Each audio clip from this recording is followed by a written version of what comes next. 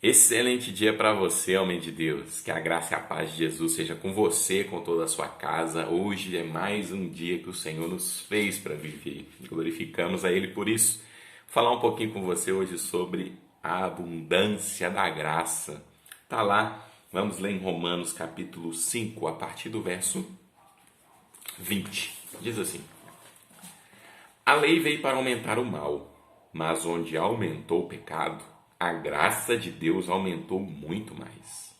E isso aconteceu a fim de que, assim como o pecado dominou e trouxe a morte, assim também a graça de Deus, que o leva a aceitar as pessoas, dominasse e trouxesse vida eterna. Essa vida é nossa por meio de nosso Senhor Jesus Cristo. Olha o que diz o 6:1. Portanto, o que vamos dizer?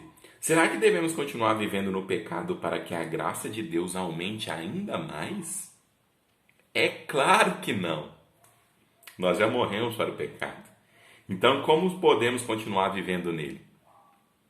Com certeza vocês sabem que quando fomos batizados para ficarmos unidos com Cristo Jesus, fomos batizados para ficarmos unidos também com a sua morte.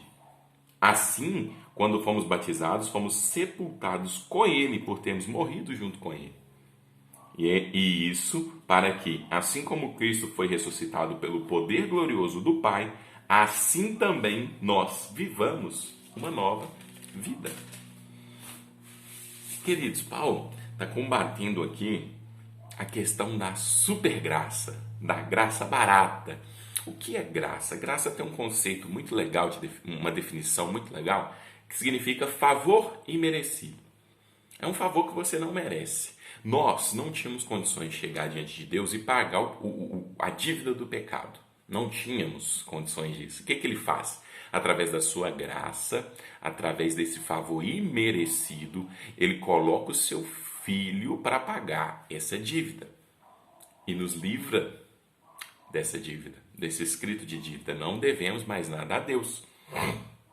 Só que, hoje em dia, e também aqui na época que Paulo estava escrevendo essa carta, existia esse conceito de que, já que Deus é gracioso, já que eu vou ser salvo no final, já que isso é uma verdade, então vou pecar à vontade, vou viver uma vida dissoluta, uma vida curtindo aí o mundão, os prazeres da carne, e no final Deus vai me salvar. Eu vou ser alcançado pela graça de Deus. E aí ele diz, é claro que não. Nessa tradução aqui, NTLH que eu estou usando, ele diz assim, tem outras versões que diz assim, de forma alguma. Como é que nós vamos poder viver pecando se já morremos para o pecado? Olha lá, 2. Nós já morremos para o pecado, então como podemos continuar vivendo nele? Não faz sentido. Se você já foi batizado, sepultado com Cristo, você não pode viver em pecado. Não pode usar dessa superabundância da graça barata, né? Que é a graça que, Deus me ama e está tudo certo, não importa o que eu fizer. Se você conhece a Jesus, irmão, se você o segue, você não vive pecando. Não há como viver pecando, conhecendo ao Senhor. Essa graça, queridos, é maravilhosa. Mas a partir do momento que ela nos alcança, nós nos esforçamos para viver aqui na terra como ele viveu. E lá no finalzinho aqui do texto que eu li, ele diz assim, assim também nós vivamos uma vida nova. Não é aquela velha vida. Nós éramos escravos do pecado. Não tínhamos domínio sobre o pecado.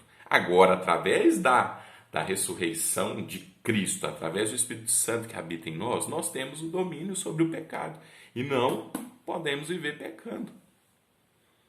Que o Senhor nos ajude a entender isso, para que a gente não interprete aqui os textos da Bíblia de forma equivocada, de forma que não é o que o texto está dizendo. Vamos compreender, o Senhor nos dê entendimento disso. A graça nos alcançou, ela nos salvou, mas ela não nos dá legalidade para pecar.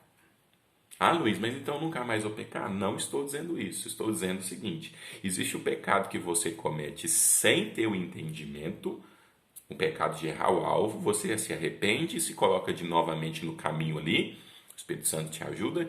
Existe o pecado que se torna uma iniquidade. Com esse tipo de pensamento, não tem problema eu fazer isso não, porque a graça me alcançou e eu sou salvo. Ou a graça vai me alcançar lá no final, não preciso de caçar Jesus agora não. O Senhor nos livre disso, de forma alguma vamos viver assim. Amém? Pai, em nome de Jesus, que nós entendamos a graça do Senhor. Ajude-nos a compreender o que o Senhor fez através ali da morte do seu Filho. Ajude-nos a entender o que é viver a graça do Senhor. Pai, que esse ensino que muitas vezes tem sido pregado sobre uma graça que está assim acima de qualquer coisa, né? Uma graça que, posso pecar à vontade, que esse ensino, Pai, acabe dentro da igreja, no nome de Jesus. No nome de Jesus. Não nos permita viver assim, Pai. Nos livre desse mal. Nos livre dessa tentação. Abençoe, meu Pai, a vida dos meus irmãos, que o trabalho deles seja próspero, a família também. Guarde de todo mal e que eles vivam um excelente dia em Tua presença, experiências novas, levando a Sua palavra para alcançar aqueles que estão ao seu redor. Que a vida deles seja um exemplo, seja uma Bíblia ambulante, no nome de Jesus. Vamos viver, meus queridos, mais esse excelente dia que o Senhor nos fez. Amém e amém.